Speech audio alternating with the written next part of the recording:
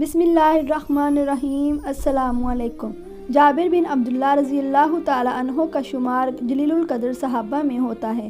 غزوہ احد میں ان کے والد 9 بیٹیاں چھوڑ کر شہید ہو گئے، جن کا جابر رضی اللہ تعالی عنہ کے سوا کوئی کفیل نہیں تھا۔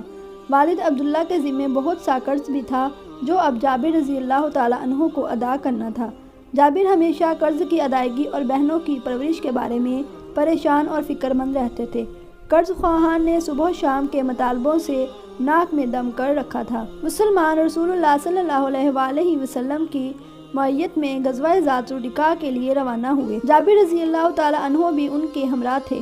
وہ غربت کے مارے ایک انتہائی لاغر اونٹ پر سوار تھے۔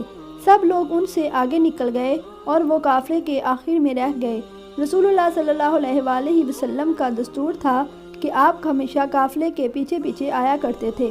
آپ صلی اللہ علیہ وآلہ وسلم جب جابر رضی اللہ تعالی عنہ کے قریب پہنچے تو آپ صلی اللہ علیہ وآلہ وسلم نے ان سے دریافت فرمایا، جابر کیا بات ہے؟ اللہ کے رسول، میرا اونٹ پیچھے رہ گیا ہے۔ وہ قدرے افسوس سے بولے۔ نبی کریم صلی اللہ علیہ وآلہ وسلم نے فرمایا، اچھا ذرا اسے بٹھا دو۔ انہوں نے اونٹ بٹھا دیا۔ نبی کریم صلی اللہ علیہ وآلہ وسلم نے بھی اپنی اونٹنی اس کے قریب بٹھا دی۔ آپ نے جابر رضی اللہ تعالی عنہ سے مخاطب ہو کر کہا، ذرا اپنی لاٹھی ادھر دینا۔ انہوں نے لاٹھی پکڑا دی۔ آپ صلی اللہ علیہ وآلہ وسلم نے لاٹھی سے اونٹ کو چند ہلکی ضربیں لگائیں۔ اونٹ جو ابھی تھوڑی دیر پہلے چلنے سے عاری تھا اچھل کر کھڑا ہوا اور جھانکنے لگا۔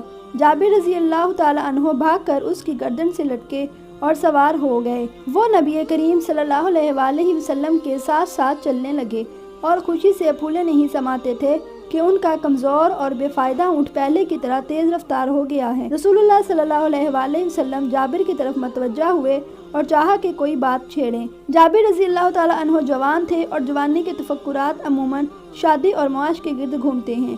آپ نے یہیں سے گفتگو کا آغاز کیا۔ پوچھا، جابر شادی کی؟ جابر رضی اللہ تعالی عنہ نے مسکرا کر جواب دیا، جی ہاں۔ آپ صلی اللہ علیہ وآلہ وسلم نے دریافت کیا، کنواری ہے یا شادی شدہ؟ جابر رضی اللہ تعالی عنہ نے جواب دیا، شادی شدہ ہے۔ نبی کریم صلی اللہ علیہ وآلہ وسلم کو تعجب ہوا کہ نوجوان کنوارا آدمی پہلی شادی کے لیے عام طور پر کنواری عورت ہی چاہتا ہے۔ آپ نے نرمی سے کہا، جابر کنواری عورت سے شادی کرتے جو تم سے کھیلتی اور تم اس سے ہنسی مذاق کرتے۔ جابر رضی اللہ تعالی عنہ نے وجہ بیان کرتے ہوئے کہا، اے اللہ کے رسول صلی اللہ علیہ وآلہ وسلم، آپ تو جانتے ہیں کہ میرے والد غزوہ احد میں 9 بیٹیاں چھوڑ کر شہید ہو گئے، جن کا میرے سوا کوئی کفیل نہیں ہے۔ مجھے یہ بات اچھی نہیں لگی کہ انہی کی ہم عمر کسی لڑکی سے شادی کر لوں اور وہ سارا دن آپس میں لڑتی جھگڑتی رہا کریں۔ اس لیے میں نے بڑی عمر کی عورت سے شادی کی جو ماں کی طرح میری بہنوں کو سنبھالے گی، ان کی کنگھی پٹی کرے گی اور انہیں صاف ستھرا رکھے گی۔ نبی کریم صلی اللہ علیہ وآلہ وسلم نے دیکھا کہ ان کے روبرو ایک ایسا نوجوان کھڑا ہے جس نے صرف بہنوں کی خاطر جوانی کے پرخیف جذبات کی قربانی دی۔ آپ صلی اللہ علیہ وآلہ وسلم نے جابر رضی اللہ تعالی عنہ سے ہمدردی کرتے ہوئے کہا، شاید ہم مدینے کے قریب پہنچ کر سرار میں پڑاؤ کریں اور تمہاری بیوی کو ہماری آمد کی خبر ہو اور وہ تمہارے لیے تکیے سجا کر رکھے۔ جابر رضی اللہ تعالی عنہ کو اپنی اور اپنی بہنوں کی ناداری یاد آئی۔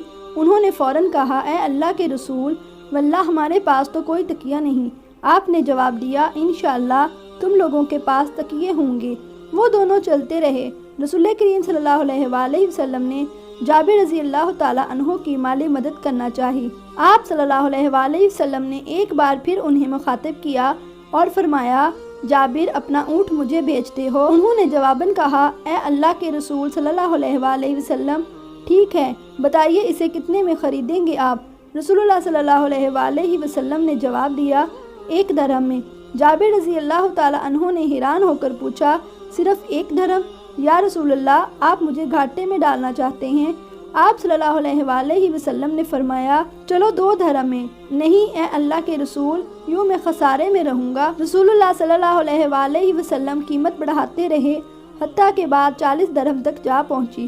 جابر رضی اللہ تعالی عنہ نے مطمئن ہو کر کہا کہ اب ٹھیک ہے، لیکن ایک شرط ہے کہ میں مدینہ پہنچنے تک اونٹ پر سوار رہوں گا۔ رسول اللہ صلی اللہ علیہ وآلہ وسلم نے اس بات میں جواب دیا۔ مسلمانوں کا قافلہ مدینے پہنچا تو جابر رضی اللہ تعالیٰ عنہ اپنے گھر گئے اور اونٹ سے سامان اتارنے کے بعد نبی کریم صلی اللہ علیہ وآلہ وسلم کی اقتداء میں نماز پڑھنے مسجد گئے اور اونٹ مسجد کے قریب ہی باندھ دیا۔ نبی کریم صلی اللہ علیہ وآلہ وسلم نماز کے بعد باہر تشریف لائے تو جابر رضی اللہ تعالیٰ عنہ نے کہا، اے اللہ کے رسول، یہ رہا آپ کا اونٹ۔ آپ صلی اللہ علیہ وآلہ وسلم نے بلال رضی اللہ تعالیٰ عنہ کو حکم دیا، جابر کو 40 درہم سے کچھ اوپر دے دو۔ بلال رضی اللہ تعالیٰ عنہ نے حکم کی تعمیل کی اور 40 درہم سے کچھ اوپر رقم جابر کے حوالے کر دی۔ جابر رضی اللہ تعالیٰ عنہ نے رقم لی اور یہ سوچتے ہوئے واپس ہوئے کہ اب ان پیسوں کا مصرف کیا ہو، نیا اونٹ خریدا جائے یا گھر کا سامان لیا جائے۔ ادھر رسول اللہ صلی اللہ علیہ وآلہ وسلم نے بلال رضی اللہ تعالیٰ عنہ سے کہا کہ یہ اونٹ پکڑو اور جابر کو دے آؤ۔ بلال رضی اللہ تعالیٰ عنہ نے اونٹ کی باگ تھامی اور جابر کی طرف چل پڑے۔ جابر رضی اللہ تعالیٰ عنہ نے جب بلال رضی اللہ تعالیٰ عنہ کو اونٹ کے ساتھ آتے دیکھا تو حیران ہوئے کہ کیا سودا منسوخ کر دیا گیا ہے۔ بلال رضی اللہ تعالیٰ عنہ نے آتے ہی کہا، جابر اونٹ لے لیجئے۔ جابر رضی اللہ تعالیٰ عنہ نے حیرت سے پوچھا، کیا ہوا؟ بلال رضی اللہ تعالیٰ عنہ نے جواب دیا، رسول اللہ صلی اللہ علیہ وآلہ وسلم نے مجھے حکم دیا ہے کہ اونٹ آپ کو دے آؤں اور اس کی قیمت بھی آپ اپنے پاس رکھیے۔ یہ سن کر جابر رضی اللہ تعالیٰ عنہ رسول اللہ صلی اللہ علیہ وآلہ وسلم کی خدمت میں حاضر ہوئے اور پوچھا کہ کیا مسئلہ ہے، کیا آپ کو اونٹ کی ضرورت نہیں؟ رسول اللہ صلی اللہ علیہ وآلہ وسلم نے مسکراتے ہوئے جواب دیا، تم کیا سمجھتے ہو؟ میں نے تم سے بھاؤ اس لیے کیا تھا کہ تمہارا اونٹ حاصل کر لوں، بلکہ میں یہ اندازہ کرنا چاہتا تھا کہ تمہاری مدد کے لیے کتنی رقم دے سکتا ہوں۔ یہ بہت بلند اخلاق ہونے کی علامت ہے۔ رسول اللہ صلی اللہ علیہ وآلہ وسلم نے کس طرح نوجوان کے من پسند موضوع پر بات کا آغاز کیا اور جب اس پر صدقہ کرنا چاہا تو اسے ادب اور احترام کے خوشنما غلاف میں پیش کیا۔ ناظرین کرام، یہ تھا ہمارے رسول اللہ صلی اللہ علیہ وآلہ وسلم کا بلند اخلاق اور ہمارے نبی کریم صلی اللہ علیہ وآلہ وسلم کے صحابہ اکرام کی اعلیٰ ظرفی۔ بے شک رسول کریم صلی اللہ علیہ وآلہ وسلم کی زندگی ہمارے لیے ایک بہترین عملی نمونہ ہے۔ ہمیں اپنے نبی کریم صلی اللہ علیہ وآلہ وسلم کی سنت پر چلتے ہوئے اپنے ارد گرد لوگوں کو دیکھنا چاہیے اور ان کی مشکلات کو سمجھنا چاہیے۔ اللہ سبحانہ و تعالی ہم سب کا مددگار ہو، آمین ثم آمین۔